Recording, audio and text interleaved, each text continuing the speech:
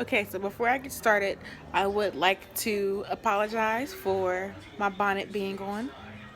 I am at home and I did not have time to do my hair. Um, but let's get started. So, the topic that I found interesting that we went over um, during the semester in class, I I like the listening styles when we went over that in class. I think that topic is very interesting because I think that I relate to it. I actually think that I am a good mixture of all of them. I think that I am a people listener, an action listener, and I think it's a time listener, a time oriented listener. That's what it's called. Um, I think that I am a people listener because I do like to understand what that person is going through, and I do like to know what kind of emotions that person is giving off. Um, I think that I am an action listener also. Um, because I do pay attention to like what's going to happen next, and I kind of like do know what's going to happen next at that point during like whatever the situation is. um I think I'm a time oriented listener as well, because I do like to get straight to the point, even though like I like to know what is going on and hear exactly what that person is talking about and how they feel about it, all that good stuff. I do like to get straight to the point so that we can talk about it later on in the conversation. Um, I actually, I think I really am a good mixture of all three. This class really has helped me get through like communication. I was actually a little like nervous to speak in front of people. Like I really had a hard time with just talking and making eye contact, and just having just not being scared.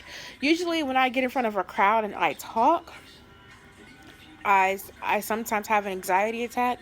I might breathe real hard, or like I might talk real fast, or I start to shake. I just don't want to be up there. But after after being in this class and like going over notes and everything like that, and understanding what communication means and like actually how to communicate, I think I've done better when it comes down to talking to people and having interviews and things like that.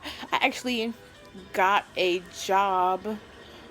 Well, I don't work there anymore because of quarantine, but I actually used some of the communication skills that I had learned in class to ace my interview.